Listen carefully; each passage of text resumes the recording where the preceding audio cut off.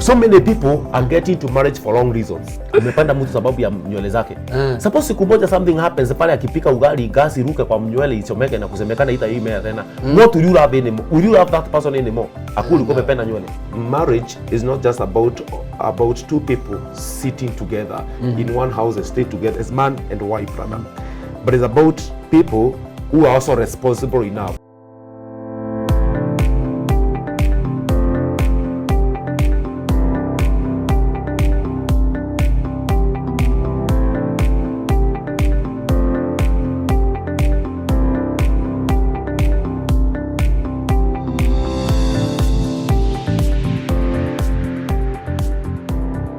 Welcome to Decoding the Process. I'm your host, Prince, on Wema Tv. We are glad we have been catching up with you. You have always been there with us. Tonight, I tell you it's going to be a great show. It will be awesome. It will be good. It will be a blessing to each one of us. And today we got a great man and a wonderful guest that is going to take us through a very wonderful topic. And before I introduce the topic, I want to give him a chance to introduce himself. Welcome, sir. Thank you for having me, Prince. My name is Rogers Munene. I'm a youth mentor, teens counselor, and also an author. I've done some 2 books, Youth and Love Life and My Project. We'll be getting to know about them. Alongside that, I'm a husband and I'm a father and a consultant in matters interpersonal relationships. Awesome. So our guest today is loaded. That tells you that there is somebody that has got enough information on matters pertains the youth. In our show, we deal with relationships and dating. That is, we take you through a journey. That is, we take you from one step to another until somebody is ready for marriage. And today, there is something that has been bothering the young people, that has always been an issue to the young generation. That is, somebody is not sure of when they should say, I do, when they should get into another step in life. They should get into another stage in life, that is marriage. And today, I want our wonderful guest here, our youth and teens coach and a great author that has a very wonderful book over here, is going to tell us today, how does a young person understand that they are ripe for marriage? And when we talk about getting ripe for marriage, there are so many things that the young people will keep on talking about. And some of the things that we have been hearing from the society and from the community is that you'll hear a young girl telling you, I got pregnant for him, so I decided to get married. You'll find another young person telling you that I have got enough money. I have made enough money, so I got a nice band. I got some wonderful screen in the house. I got a wonderful house. So that tells you that somebody is financially stable. And then in some other cases, you hear some of them that I have done with education. I graduated the other day, so I'm of age. Others will tell you, I am 25 years of age. Now, can I get married? Others will tell you, all my friends are married. Can I get married? This thing has been a bother to so many young people. We have seen people at 25 years getting married. We have seen people at 40 years getting married. Now today is, the big question is, who should get married? As a young person, when should I know that I am ripe for marriage? When somebody comes over, I can give in.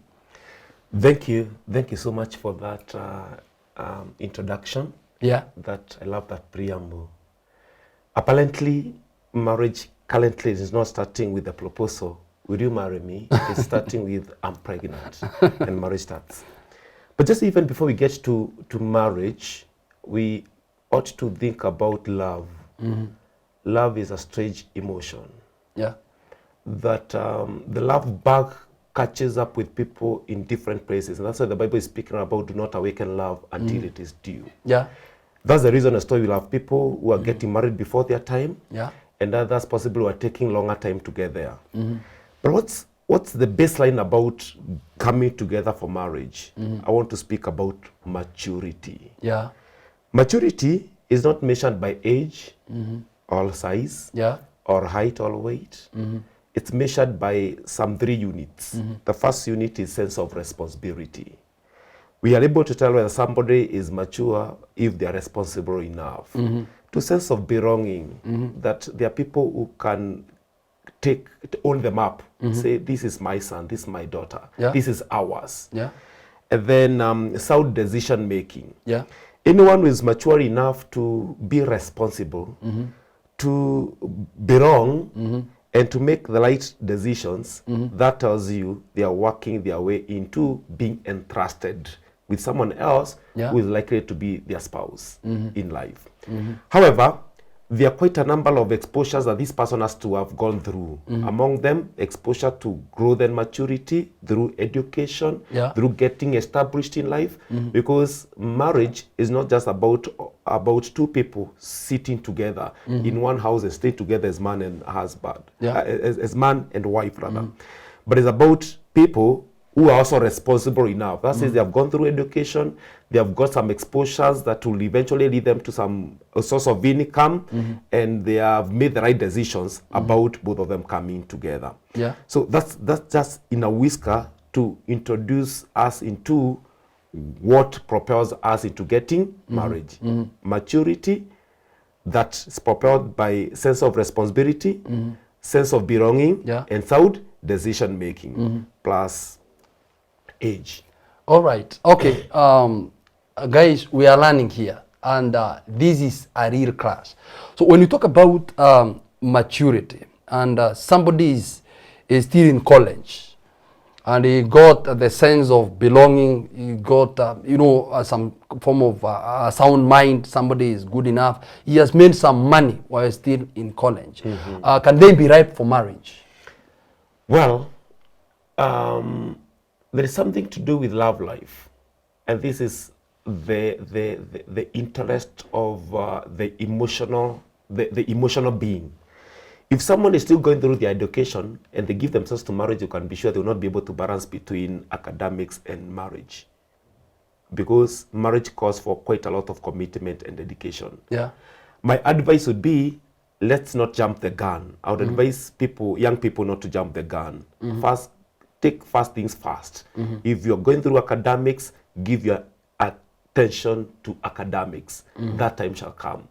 Why? Because if you jump the gun, then you'll be subscribing yourself and attaching yourself to something more bigger, more engaging, that's likely to overshadow the place of academics.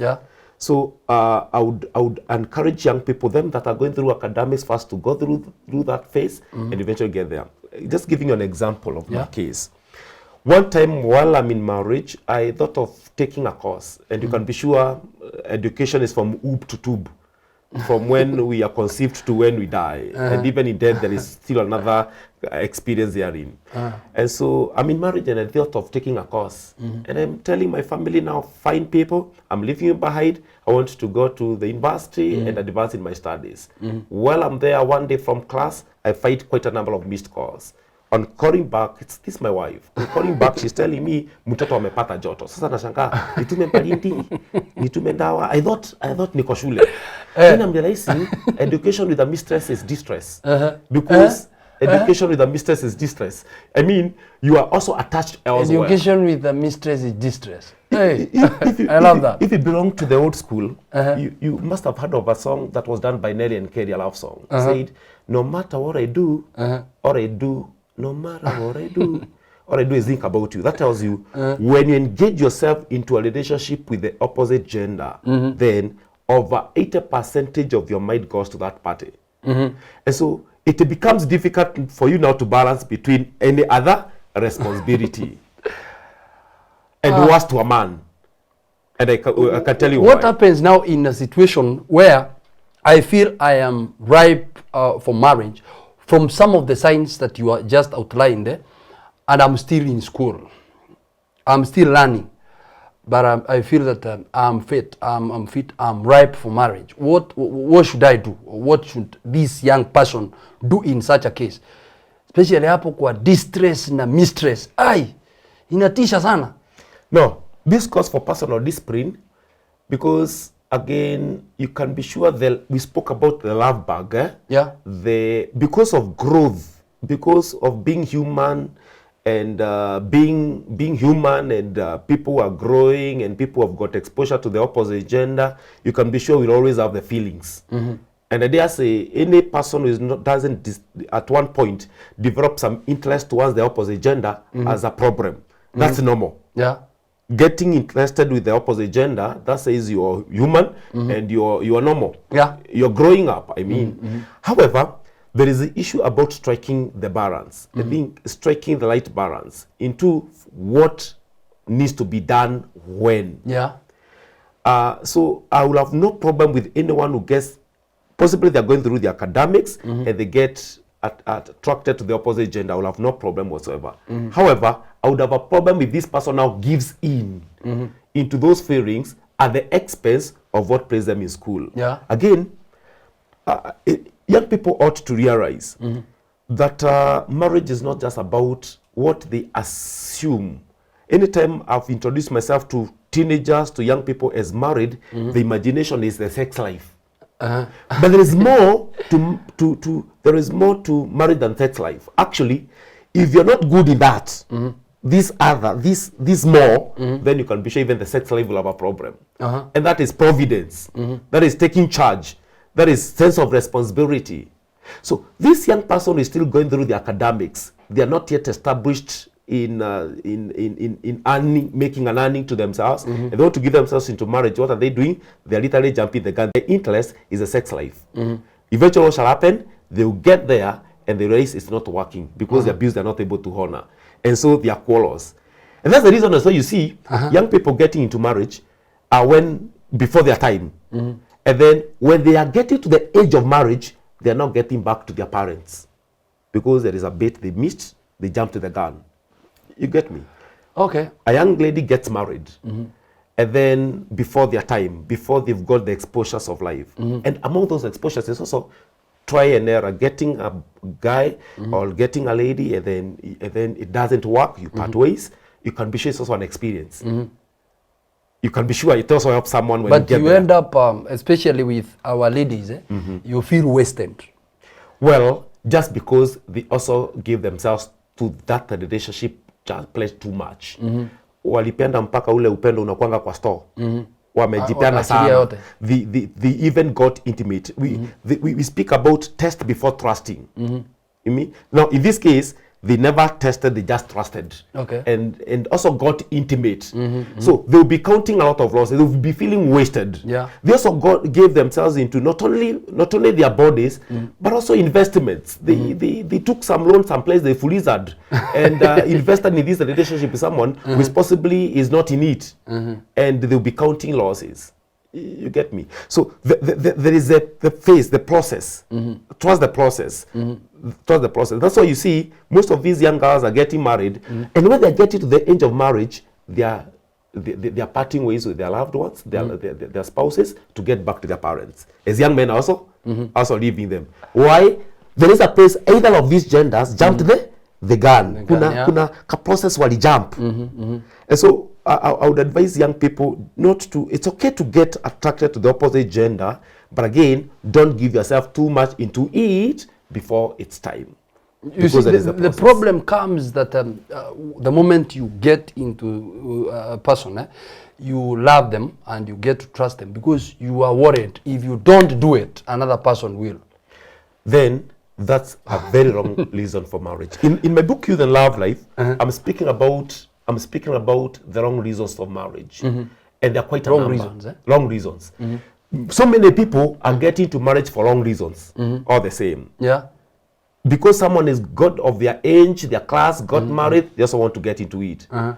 Others, just because they're not able to cook. Apparently, we have a generation of young men who are not taught how to do ugari, do rice, do their own cleaning of clothes and all that. They go to the university, go to the college, and they're living in their hostels. What happens? They'll be cooking for themselves. So what do? They attach a certain girl, a certain campus girl, their way for the purpose of having their food cooked, for the purpose of having their house done, you know, their clothes cleaned. Simply, this person got married to a cook. Yeah.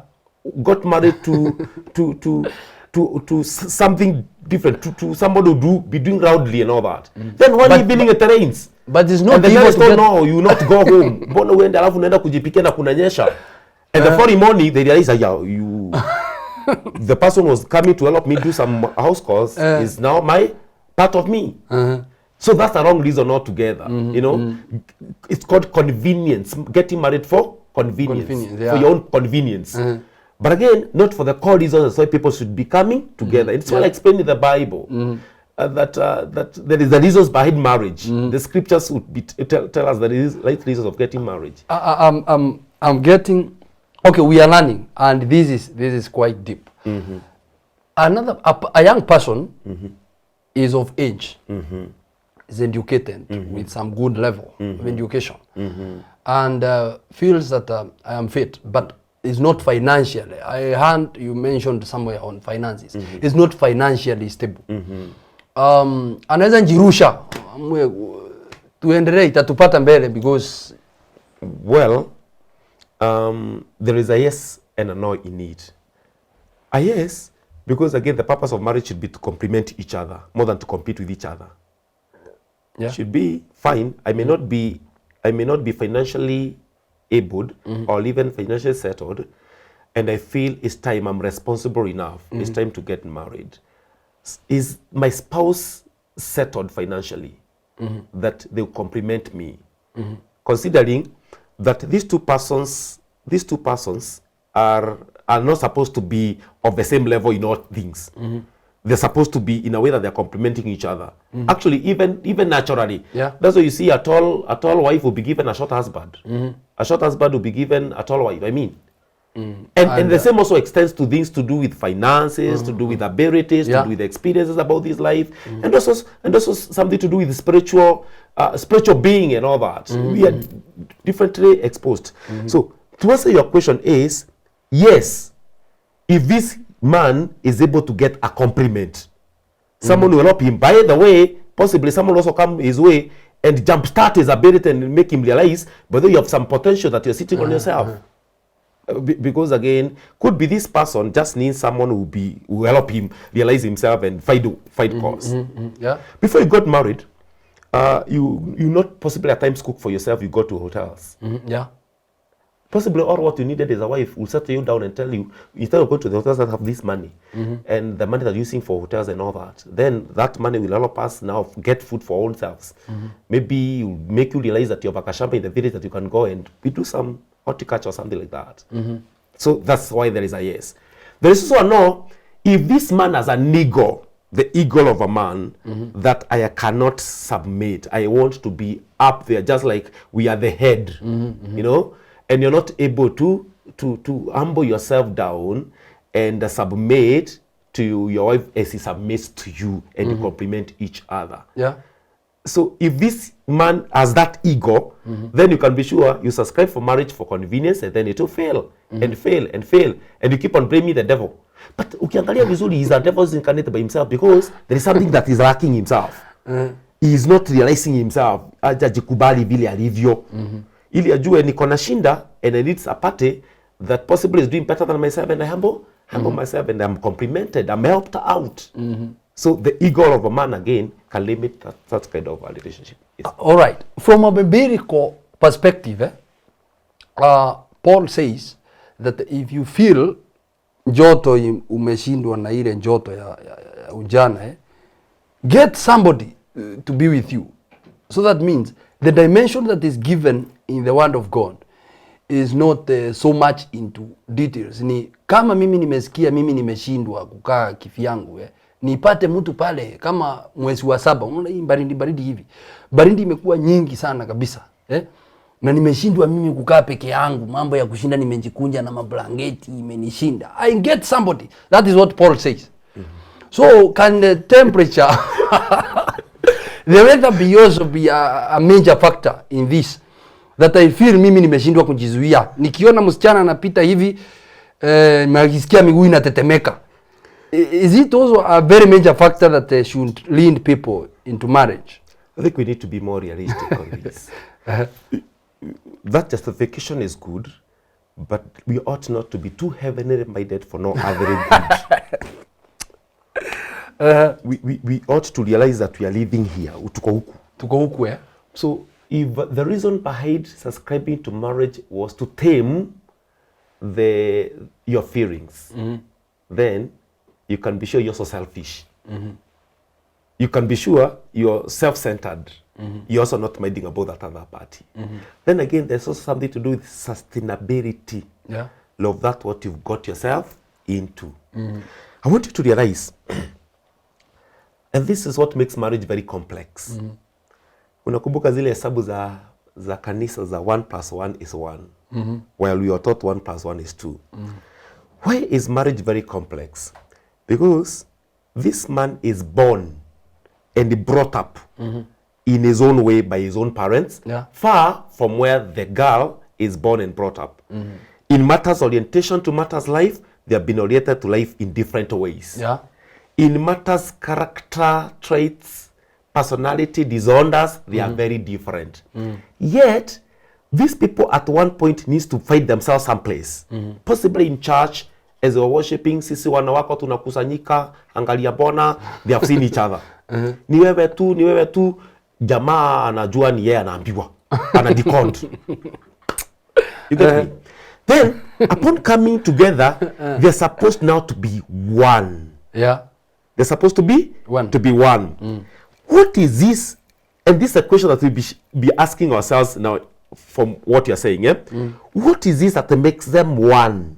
You can be sure it is submitting to each other and getting rid of every person. Just like the Bible says, mtu ataacha mamake na mwingine babake, and that both of them may sit together without influence of the relatives, the father, the mother, and the community, and all that, that they may form a third personality. Yeah. Because each of them has a personality. And some are very complex, some are very difficult. Yeah. By the way, some are also being influenced by how their own parents were living.